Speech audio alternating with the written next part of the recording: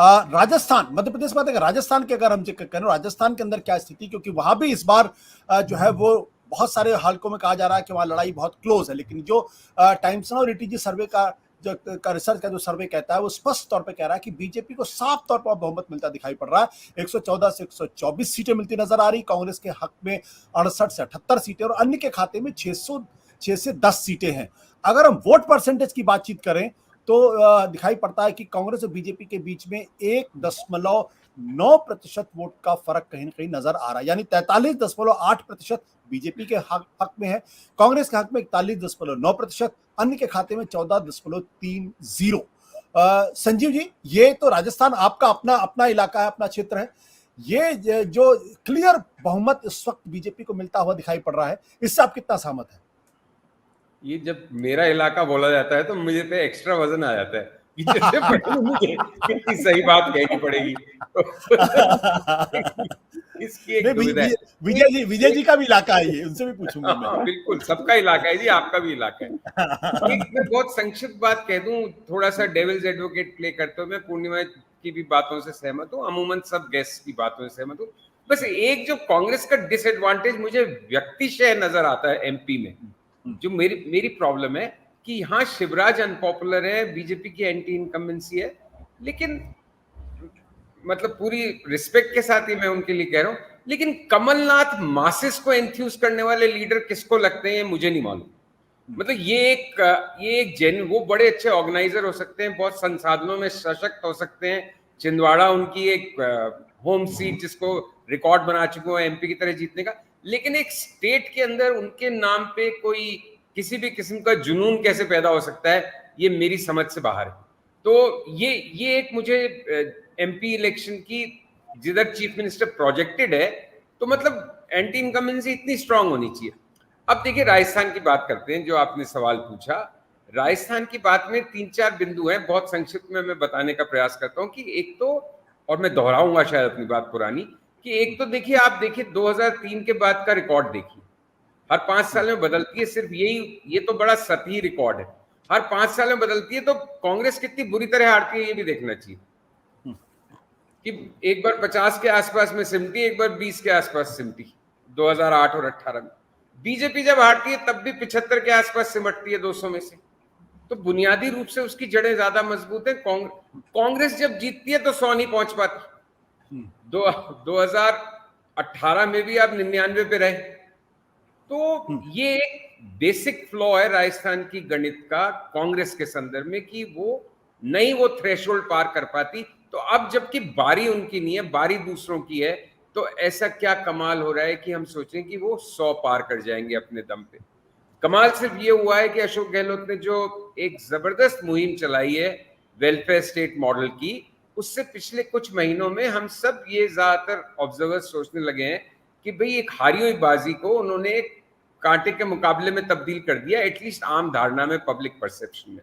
ये उनका क्रेडिट। अब वो कितनी रियलिटी में, ये फिर हमें 3 तारीख को मालूम पड़ेगा दिसंबर की।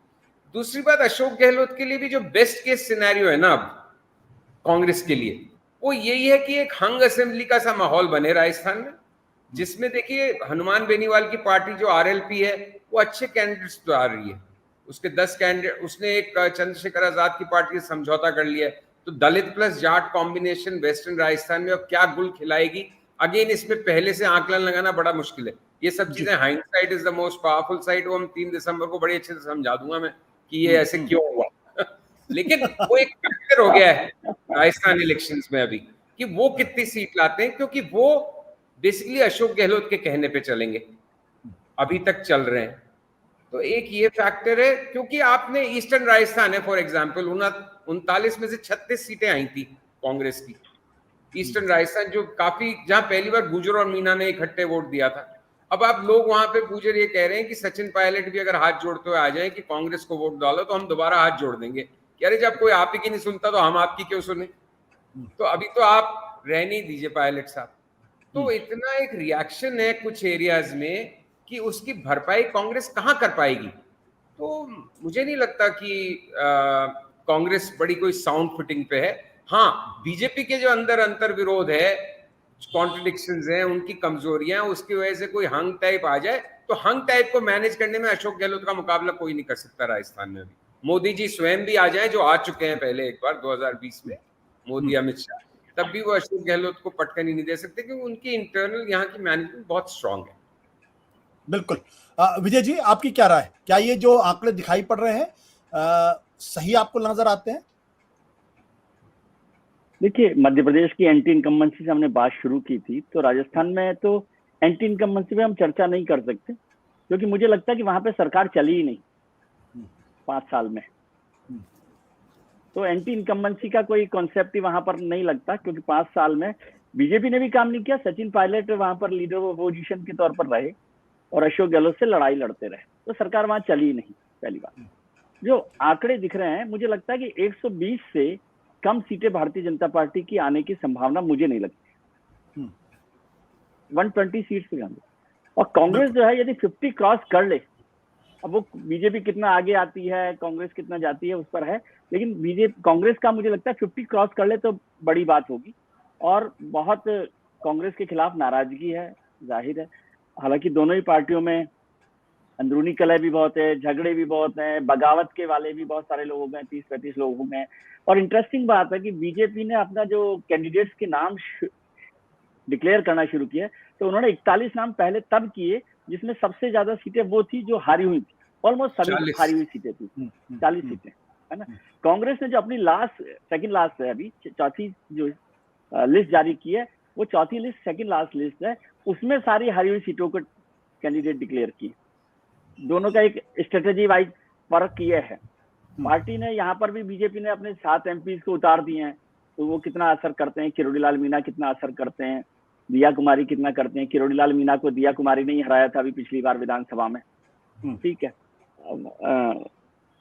खासतौर से। और ईस्टर्न जो राजस्थान है, भरतपुर है, अलवर है, ढूंढाड़ है, ये सारा इलाका में कांग्रेस कितना बेहतर करती है, वही उसको बचा सकता है। मेवाड़ में उनके पास बहुत संभावना नहीं है, मारवाड़ में भी उनके पास बहुत संभावनाएं कम बची हैं, तो इसलिए ढूंढाड़ में वो अपनी सीटों को बचा सकते हैं कि नहीं बचा सकते, वो एक बड़ा काम करेगा। लेकिन एमपीज के बारे में मुझे लगता है कि ये जो 7 एमपीज बीजेपी ने उतारे हैं, क्या वो जीतेंगे कि नहीं जीतेंगे। उसमें एक किस्सा मुझे याद आता है, राजस्थान का ही है। 1962 में महारानी गायत्री देवी स्वतंत्र पार्टी से एमपी बनी थी जयपुर से, और वो वर्ल्ड रिकॉर्ड था उस वक्त के चुनावों का, उस वक्त तक 1952 से 1962 तक, जब 1,30,000 वोटों से गायत्री देवी जीती थी। पूरे देश भर का वर्ल्ड रिकॉर्ड था 1952 से। और उसके 8-10 महीने बाद वहां एक संजीव भी जानते, जयपुर के पास की सीट है, टॉप में उनियारा सीट है, उसमें असेंबली का बाई इलेक्शन था। वो इलेक्शन गायत्री देवी हार गई थी। ओके। तो एमपी का चुनाव जीत के, वर्ल्ड रिकॉर्ड जीतने वाला आदमी एमएलए का टिकट एमएलए की सीट हार जाए, इसलिए कोई ये नहीं है कि 7 सीटें जो हो गई हैं वो गारंटी हो गई हैं। कितना होगा नहीं होगा, अभी राज्यवर्धन जी की सीट भी फंसी हुई है, वहां बहुत बगावत चल रही है, वहां बहुत नाराजगी चल रही है। तो बीजेपी में बगावत बहुत है। और वसुंधरा जी को भी, हालांकि संजीव जी के मित्र हैं वो, लेकिन पार्टी ने उनको बहुत उस तरह से ताकत नहीं दी, उसका नुकसान भी पार्टी को वहां पर उठाना पड़ सकता है। वो एक बड़ी नेता है, अब वो कितनी मदद करेंगी नहीं करेंगी। और हाड़ोती जो है ना, अभी मुझे लग रहा है राजस्थान के चुनाव में थोड़ा सा बदकिस्मत दौर से गुजर रहा है। वसुंधरा राजे वहां पर झालरापाटन से हैं और झालावाड़ से हैं, और शांति धारीवाल जो है वो कोटा से हैं, कांग्रेस के जो बड़े लीडर हैं, जिनका टिकट ही अभी तक पार्टी ने तय नहीं किया है। और ओम बिरला साहब थे, वो बनना चाह रहे थे चीफ मिनिस्टर, लेकिन आपने उनको टिकट ही नहीं दिया। तो अब हाड़ोती कितना असर डालता है इन चुनावों में, ये भी एक बात महत्वपूर्ण है। बिल्कुल। बट प्रिया, क्या पिछले दिनों जिस तरीके से वसुंधरा राजे सिंधिया को अकोमोडेट करने की कोशिश की गई है, शुरू में ये लग रहा था कि शायद उनको पूरी तरीके से ह्यूमिलिएट किया जाएगा, लेकिन न केवल अकोमोडेट किया गया बल्कि उनके कई साथियों को टिकट भी दिया गया है, और एक पॉजिटिव मैसेजिंग कम से कम बीजेपी की तरफ से आई कि नहीं, वो वसुंधरा राजे सिंधिया इस वक्त रेस में है, और अगर उनको इज्जत दी गई है। क्या उसका फर्क दिखाई पड़ रहा है, जो बीजेपी के पक्ष में थोड़ी हवा बनती नजर आ रही है? बिल्कुल आशुतोष, जैसे कि वसुंधरा राजे कोई नहीं मगर उनके जो सपोर्टर्स हैं उनको भी टिकट्स दिए गए हैं, तो इससे एक तौर से मैसेज जा रहा है कि बीजेपी की जो अंदरूनी इनफाइटिंग है वो एटलीस्ट कुछ तरह से हल कर की गई है। जैसे कि कांग्रेस में सबसे बड़ा नुकसान जो हुआ था कि वाज द इनफाइटिंग, कि सारा टाइम फोकस था सचिन पायलट और अशोक गहलोत के बीच में क्या हो रहा है, क्या बगावत हो रही है, कौन चीफ मिनिस्टर बनेगा, कौन सरकार गिरा रहा है। पूरा जो हम देखें इनका जो कार्यालय था अशोक गहलोत का, तो इसमें ये बिल्कुल नोकझोंक उनकी चलती गई और एंड तक चलती रही, मतलब जून तक सचिन पायलट को मनाने की कोशिश हो रही थी। अभी भी हाल में सचिन पायलट का कल बयान आया था कि मेरे को तो खरगे और राहुल गांधी ने दोनों ने अपोलोजाइज किया था कि मेरे को के जो हुआ है अब छोड़ो, आगे बात करो, इसलिए मैं वापस आया हूँ। तो मतलब इन दोनों की इनफाइटिंग से काफी फर्क पड़ा है कांग्रेस को। काफी वैसे ही एंटी इनकम्बेंसी का राजस्थान का है ही है रूटीन के, एक पहले दूसरी सरकार आती है और उसको लेके इन दोनों के बीच में नोकझोंक। बीजेपी में था शुरुआत में वसुंधरा राजे का लगता था कि वसुंधरा राजे काफी नुकसान कर सकती है, लेकिन कुछ ना कुछ सेकंड लिस्ट में डैमेज कंट्रोल हुआ है। तो वसुंधरा की भी सीट्स आई, उनके सपोर्टर्स की भी सीट्स आई हैं। और बीजेपी के बारे में एक काफी इंटरेस्टिंग मैं एक बात कर रही थी, किसी ने बड़ी इंटरेस्टिंग बात कही थी कि बीजेपी ऐसी पार्टी है जहां पे कि अडवाणी जी को भी जब उन्होंने पार्टी डिसिप्लिन से अलग हुए तो उनको भी नहीं बख्शा। तो फिर वसुंधरा राजे को जो कर रही है बगावत सेंटर के खिलाफ, चाहे उनको आरएसएस का सपोर्ट है, लेकिन मैसेज ये है बीजेपी में कि आप सेंट्रल लीडर के खिलाफ इतना ही जा सकते हो और ज्यादा उसके बाद क्या करेंगी वसुंधरा के बाद, रोड क्या है उनके पास, ऑप्शंस क्या हैं। तो इस तरह का मैसेजिंग भी वसुंधरा राजे के पास मेरे ख्याल में गया है कि अगर वो पार्टी से अलग भी हो गए, बगावत भी करें, तो फिर कहाँ आगे कहाँ तक उनका फ्यूचर होगा, ऑप्शंस होंगे, तो वो पार्टी के अंदर ही, और उनका बेटा भी है।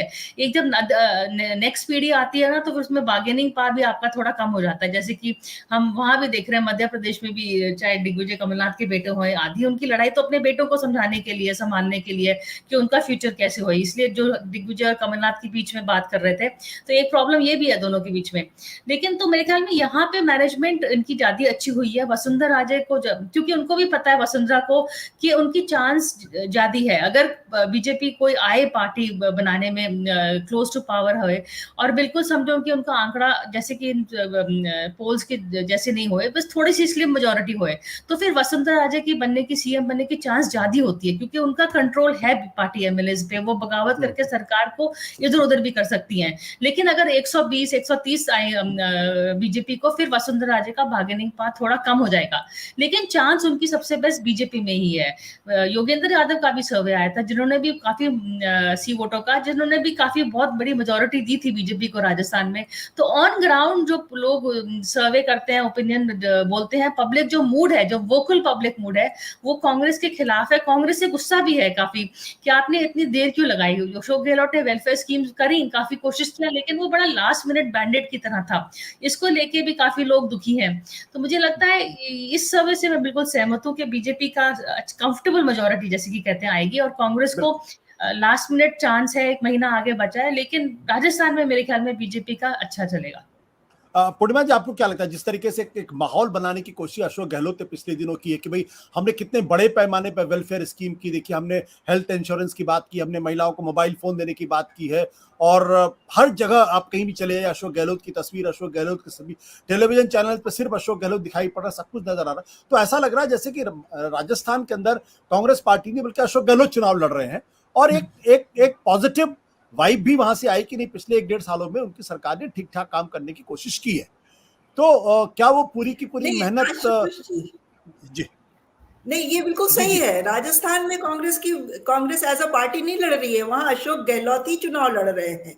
और जो अशोक गहलोत ने बिल्कुल अपने आप को लिटरली झोंका हुआ है कैंपेन में, तो ये उनकी इनफैक्ट पर्सनल क्रेडिबिलिटी का इस बार सवाल है, क्योंकि पार्टी हाईकमांड ने तो उनको जब चुनाव डिक्लेयर हुए उसके पहले ही क्लियर कर दिया था कि ये स्टेट अब उनको जीत के दिखाना है। अगर वो अपने, जब एआईसीसी चीफ का इलेक्शन के टाइम में जो उनके नाम की घोषणा हो गई थी और उन्होंने उसको एक्सेप्ट नहीं किया था, उस वक्त पार्टी हाईकमांड उनसे बहुत नाराज था, और वो नाराजगी काफी टाइम तक दिखाई दी। और शुरू में तो ऐसा लग रहा था कि हाईकमांड ने उनको बिल्कुल उनके किस्मत के सहारे छोड़ दिया है कि वो अकेले ही सब कुछ करके दिखाए। लेकिन अगर अब अशोक गहलोत ने थोड़ा लग रहा है कि संभाल लिया है, पार्टी हाईकमांड से भी शायद उन्होंने बातचीत करके मामला अंदर थोड़ा सा संभाल लिया है, सॉर्ट आउट कर लिया है। और सचिन पायलट चुप हो गए हैं, उनको भी पार्टी हाईकमांड में बुला के शायद समझाया गया है। तो अब चीजें कांग्रेस के खेमे में थोड़ी संभलती दिख रही हैं। नहीं तो कांग्रेस का तो बिल्कुल ही वहां से स्टेट बिल्कुल साफ साफ हाथ से जाता दिखाई दे ही रहा था। और ये बात हम और आप नहीं, राहुल गांधी ने भी कहीं किसी प्रेस कॉन्फ्रेंस में कहा था, जब उनसे पूछा गया कि कांग्रेस के क्या प्रोस्पेक्ट है राजस्थान में, तो उन्होंने 50-50 कहा था। तो जब कांग्रेस का इतना बड़ा नेता ही 50-50 की चांस से शुरू कर रहा है, तो वहां पे कांग्रेस की हालत कितनी कमजोर है अंदर, ये सभी जानते हैं। लेकिन आशुतोष जी, बीजेपी को बिल्कुल वॉकओवर होता भी नहीं दिख रहा है, क्योंकि वसुंधरा जी को लेकर के बीजेपी में बहुत रिजर्वेशंस है, और ये हम सब जानते हैं। अगर बाई चांस पार्टी बीजेपी की सीटें आती है ज्यादा, पार्टी जीत भी जाती है सिंपल मेजॉरिटी से, तो मोदी जी और अमित शाह क्या वसुंधरा जी को एज चीफ मिनिस्टर वहां कभी भी स्वीकार करेंगे? मोदी जी की जो नाराजगी नहीं, जो भी टसल है वसुंधरा राजे के साथ, वो किसी से छिपी नहीं है। तो हम ये तो शायद इमेजिन करना आज की डेट में मेरे लिए मुश्किल है कि बीजेपी अगर जीत भी जाएगी तो वहां वसुंधरा जी बनेंगी, उसके चांसेस मुझे नहीं लग रहे हैं। और ये जो कंफ्यूजन है, ये हो सकता है बीजेपी के लिए थोड़ी भारी पड़ जाए, क्योंकि वहां पर कौन बनेगा इसको लेके अभी कोई क्लैरिटी नहीं है। नाम तो कई सारे आ रहे हैं, जिसमें कि सबसे आगे मुझे लगता है एक शेखावत जी का नाम आता है। तो लेकिन कौन क्लियर कट चेहरा है ये कोई पता नहीं है। और उस सिचुएशन में अगर बीजेपी की सीटें कम पड़ेंगी तो उसमें मुझे लग रहा है अशोक गहलोत को ज्यादा फायदा हो जाएगा। अगर हंग असेंबली की कोई पॉसिबिलिटी बनती है तो उसको मैनेज करने में अशोक गहलोत काफी बड़े एक्सपर्ट है, वो उनसे बेहतर दूसरा कोई मैनेज नहीं कर सकता है। तो चूंकि मतलब अभी कांग्रेस की स्थिति कमजोर है और 3 तारीख आते आते क्या होगा हमको वो भी देखना है। अभी कांग्रेस के सारे नाम भी डिक्लेयर नहीं हुए हैं, तो वो क्लियर पिक्चर होती है तो चीजें बदलती हैं, सिनेरियो चेंज होता है। तो हो सकता है कि अभी आज का जो हमारे पास आंकड़ा है वो चेंज हो चुनाव आते आते। बिल्कुल। सत्य हिंदी का ऐप डाउनलोड करें गूगल प्ले स्टोर पर।